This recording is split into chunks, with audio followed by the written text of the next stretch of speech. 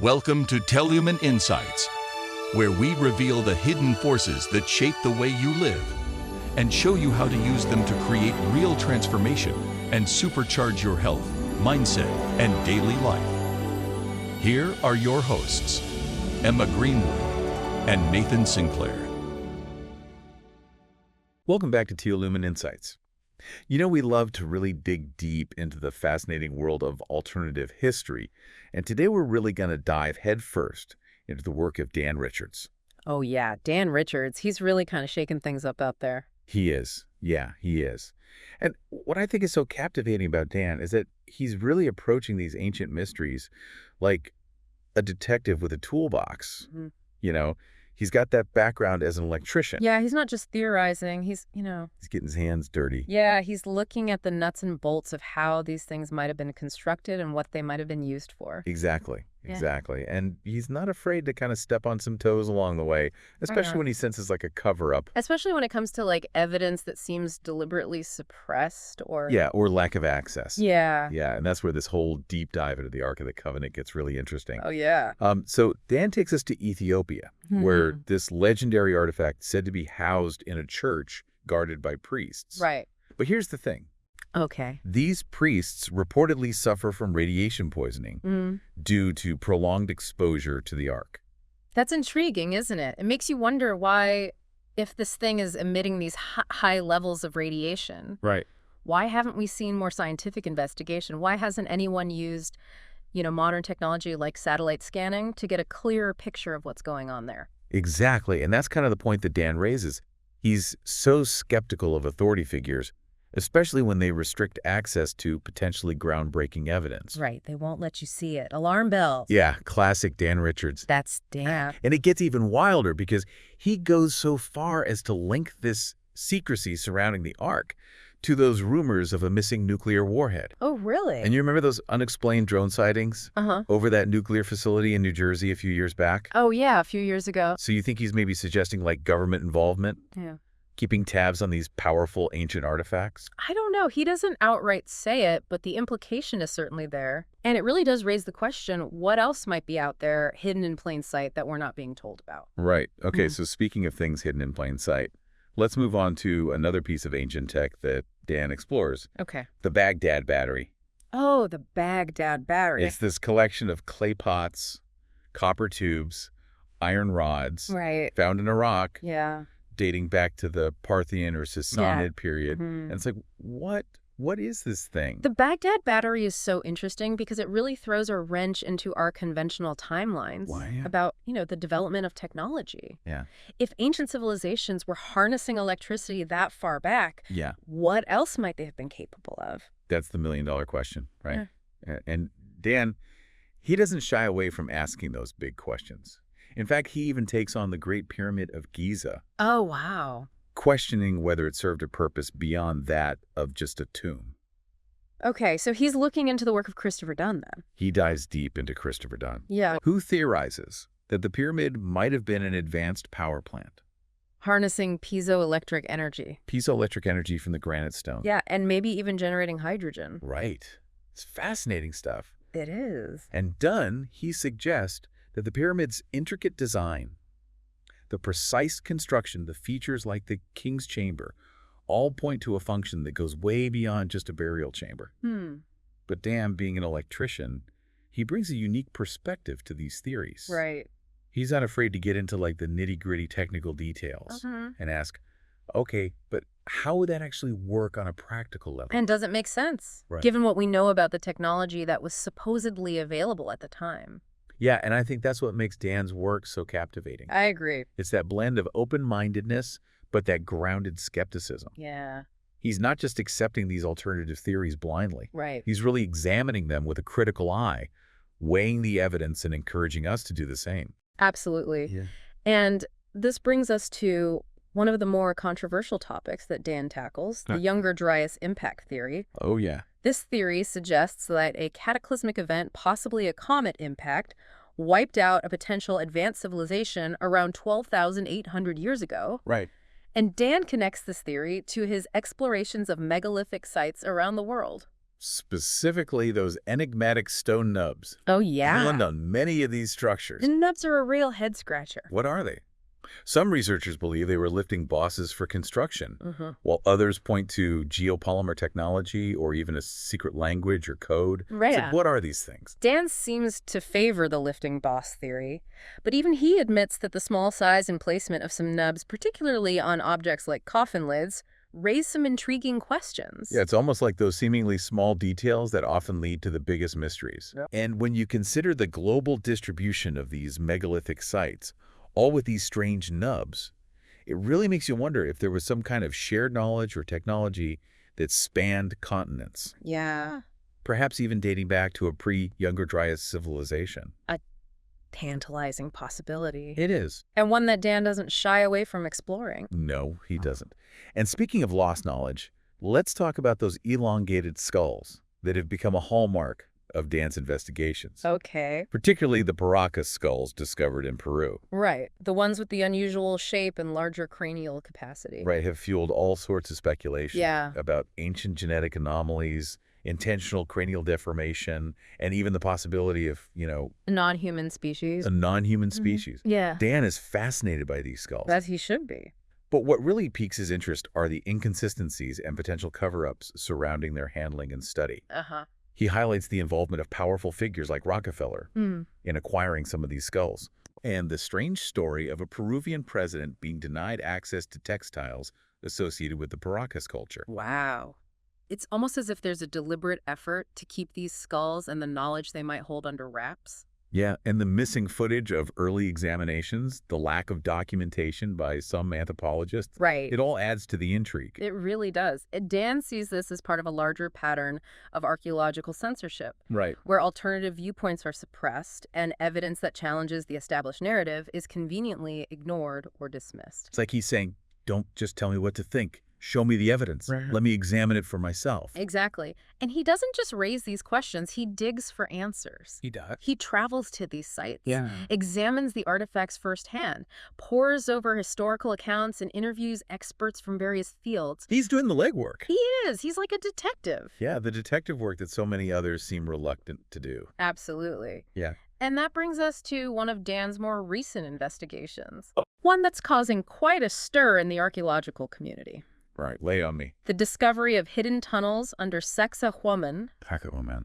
a massive Inca fortress near Cusco, Peru. Oh, wow. What's fascinating is that these tunnels have been spoken of for centuries, yet they've only recently been officially acknowledged. Yeah, I was just going to say, haven't they always kind of known about these tunnels? That's the thing, historical accounts. Yeah.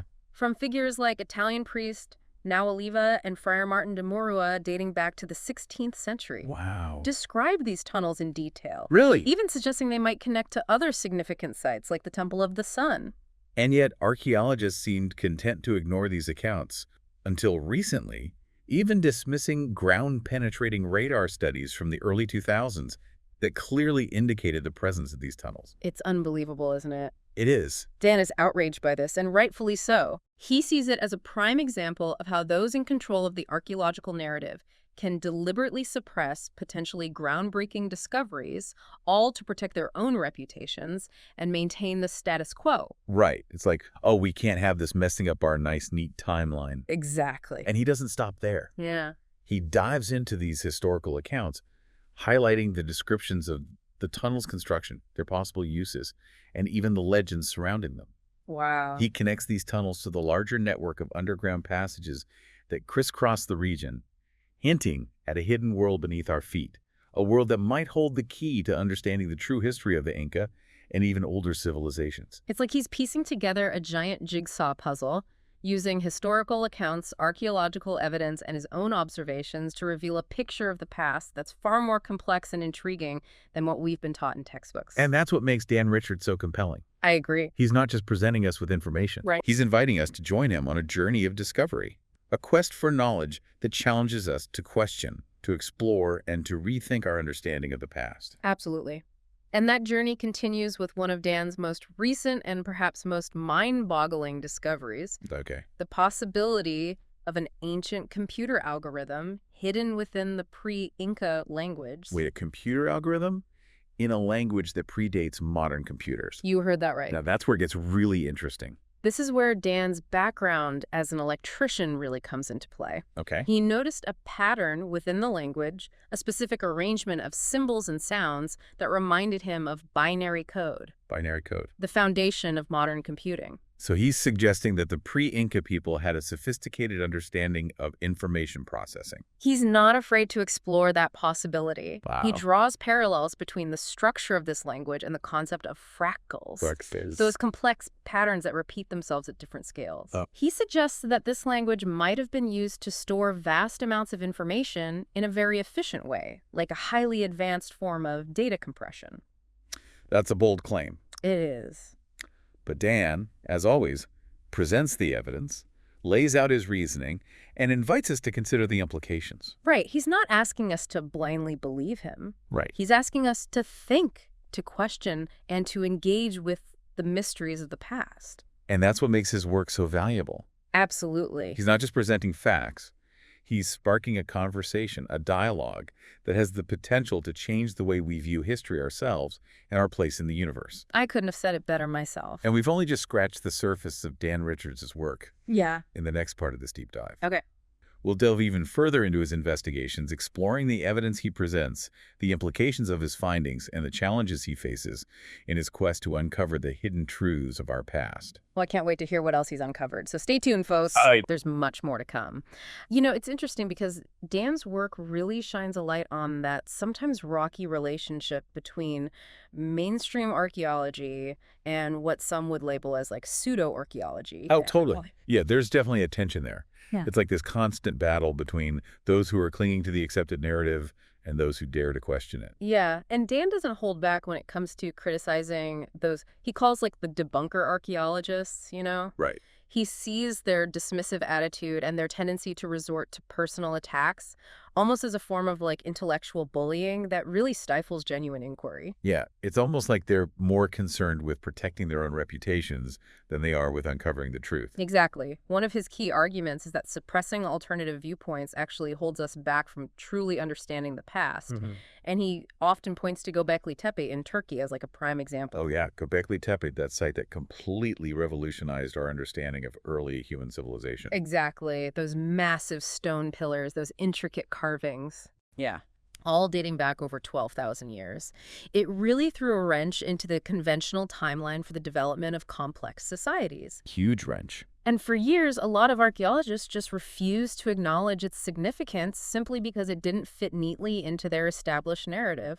It's amazing. It makes you wonder how many other Göbekli Tepes are out there just waiting to be discovered if only we're willing to open our minds to the possibility. Right. So Dan's really advocating for a more open-minded approach to archaeology. Yes. More transparency, more open dialogue, a willingness to consider evidence that challenges our preconceived notions. Absolutely. He's not saying we should blindly accept every fringe theory out there, but rather that we should approach these mysteries with critical thinking, a healthy dose of skepticism, and the understanding that we don't have all the answers. Yeah, his investigation of the Bimini Road is a good example of this. It's this submerged rock formation in the Bahamas Right. that some believe is evidence of a lost civilization. Right now, most geologists agree that the Bimini Road is a natural formation of beach rock. Just to clarify for our listeners, beach rock is a type of rock that forms along coastlines from cemented sand and shell fragments. But Dan argues that we need more research before completely ruling out the possibility of human involvement. Interesting. So he's not totally writing it off. No, he's not. Yeah. He points out that the Bimini Road isn't the only underwater structure around the world that raises questions about the possibility of ancient civilizations predating our current understanding. Right. And this ties back into that Younger Dryas impact theory Yes. that we talked about earlier. Exactly.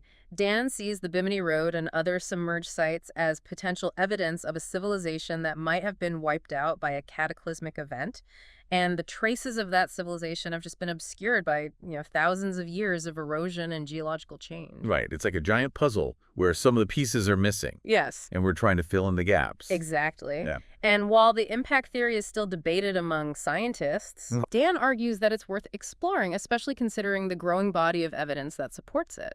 Like what kind of evidence? Well, he often cites the discovery of nanodiamonds, metallic microspherules, and a layer of black matte, which is a dark layer of organic material found in sediment at various sites around the world, Okay. all dating back to the Younger Dryas boundary layer. So it's like a fingerprint of this cataclysmic event. Exactly. Those findings, along with the sudden extinction of large animals known as megafauna, Right. around the same time really suggest that something significant happened around 12,800 years ago. Yeah, it's hard to ignore that kind of evidence. It is.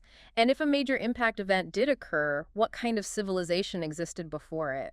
What traces might still be out there? Right. So Dan's work really intersects with the work of other researchers like Graham Hancock, Randall Carlson, Robert Schoch, Yeah. who are also challenging that conventional timeline of human history. They're all looking at the evidence with a fresh perspective, asking questions that others have avoided. And in the process, they're opening up these new avenues of inquiry that could totally rewrite our understanding of the past. And Dan, with his background as an electrician, he brings such a unique approach to it.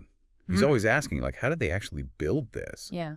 And he's not afraid to entertain ideas that might seem outlandish at first glance. Right. Like his exploration of Christopher Dunn's theory about the Great Pyramid, Yes. which proposes that it was this massive power plant using some kind of resonance technology to generate energy.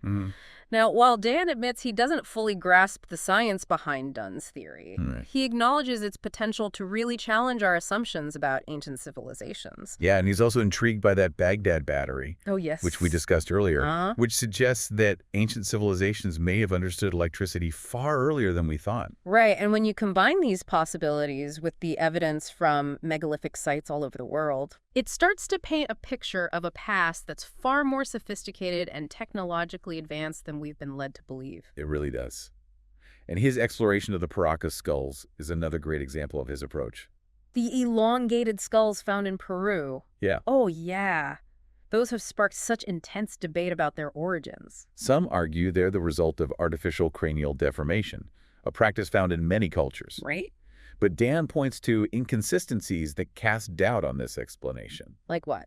Well, for example, some Paracas skulls have cranial capacities far exceeding normal human skulls, even those that have undergone cranial deformation. And the bone structure is different. Some skulls have a single parietal plate. The bone that forms the sides and top of the skull? Right, instead of the usual two found in humans. Interesting. And what does Dan make of that? Well, he highlights the deliberate attempts to downplay these anomalies, Okay. pointing to the selective use of evidence, the restricted access to artifacts, and the disappearance of important research materials. Wow. It's Yeah. like they're trying to hide something. He brings up that 2022 genetic study that focused on a non-enigmatic Paracas skull. So a skull that didn't exhibit these unusual features. Right. It seems like it was chosen specifically to support that cranial deformation theory, while ignoring the more anomalous skulls that could challenge it. A clear example of how the desire to uphold a certain narrative can influence the selection and interpretation of evidence. Exactly. And this brings us back to Dan's core message, Okay. the need for transparency and open inquiry in archaeology. He calls for greater access to artifacts, rigorous scientific analysis, and a willingness to consider different explanations. He's pushing for a more open-minded approach. He is. He argues that suppressing evidence and dismissing dissenting voices is not only intellectually dishonest, Right. but also ultimately harmful to our understanding of the past. It's not about accepting every fringe theory out there, but about fostering a climate of intellectual curiosity, critical thinking, and open debate. It's about recognizing that our understanding of history is always evolving, and new discoveries can challenge even our most deeply held beliefs. So in that spirit, Dan's work is kind of a call to action, A call to action for what? urging us to be more than just passive consumers of historical narratives. He wants us to become active participants in the search for knowledge. So he's encouraging us to question what we've been told, explore the evidence ourselves, and embrace the mysteries of our past. He is, because as Dan shows us, the journey of discovery is often more rewarding than the destination itself. And you know what really gets me about this whole Cusco tunnel thing? Yeah. Is that they've been spoken of for centuries, like we said, right? Oh, yeah. Even mapped with ground-penetrating radar Hmm. back in the early 2000s. But only now are they being officially acknowledged. Yeah. It's like, what are they hiding? Well, Dan sees this as a deliberate attempt to obscure the truth, and he is furious about it. I can imagine. Not only because of the potential for looting that might have happened already, Right. but because of the missed opportunity to really investigate this archaeologically. He keeps going back to those historical accounts, from the 16th century. Yeah. Like Now Oliva, The Italian priest. yeah, and Friar Martin de Mura. They describe these tunnels in detail, They did. even suggesting that the Inca used them.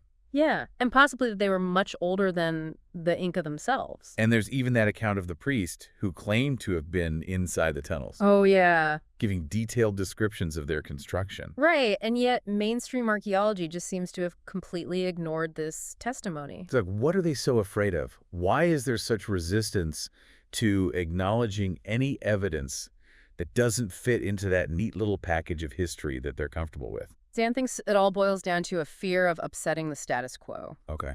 He sees this reluctance within archaeology to embrace alternative perspectives, a tendency to really prioritize career advancement over the pursuit of genuine knowledge. He doesn't mince words about it either. He calls out specific individuals, Oh, yeah. accusing them of participating in smear campaigns and using their authority to silence anyone who disagrees with them. It's true, he can be pretty confrontational at times. Yeah. But it's clear that his passion comes from a real deep concern for the integrity of the field. He wants to see archaeology reach its full potential, as a tool for understanding the past, not for protecting egos and clinging to outdated theories. But he's not just ranting and raving, though.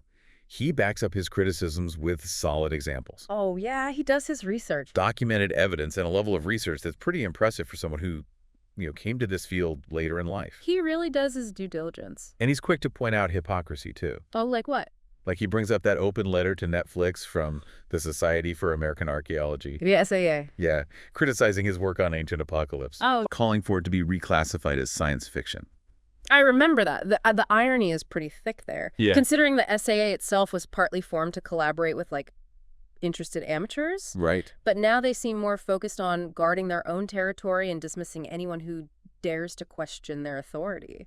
Dan sees this as a betrayal of public trust, He argues that archaeologists have a responsibility to be transparent, to engage in open dialogue, and to present all sides of the evidence, even if it's uncomfortable or controversial. So he's saying stop treating the public like they can't handle the truth. Yeah, let them examine the evidence and decide for themselves what to believe. I think that's a really important message, especially these days, Are you- when we're just bombarded with information from all sides. All sides, yeah. We need to really sharpen those critical thinking skills, question what we're told, and be open to multiple perspectives. And I think that's really what Dan's work embodies. Yeah. Despite, its rough edges and sometimes provocative claims. Yeah. He's not afraid to ask the tough questions, challenge the status quo, and make us really rethink what we thought we knew about our past. He reminds us that history is not static. It's this living, breathing narrative that's constantly being reshaped as new evidence emerges. And often those most incredible discoveries are the ones that really challenge our preconceived notions and force us to rewrite those stories that we tell ourselves about who we are and where we came from. Well said. So as we wrap up this deep dive into the world of Dan Richards, Yeah. we're left with a sense of wonder, a thirst for knowledge, and a renewed appreciation for the power of open inquiry. Absolutely. Whether you agree with all of his theories or not, Yeah. there is no denying that he's a force to be reckoned with. He is. He's a passionate advocate for truth and a constant reminder that the quest to understand our past is a journey that never really ends. And perhaps the most important thing is that his work encourages us to engage, to question, and to explore for ourselves. So what do you think? Are we ready to rewrite history? Or are some truths just too dangerous to uncover? That's something for you to ponder. It is. This has been Teolumen Insights. Until next time, keep exploring, keep questioning, and keep that Teolumen flame burning bright.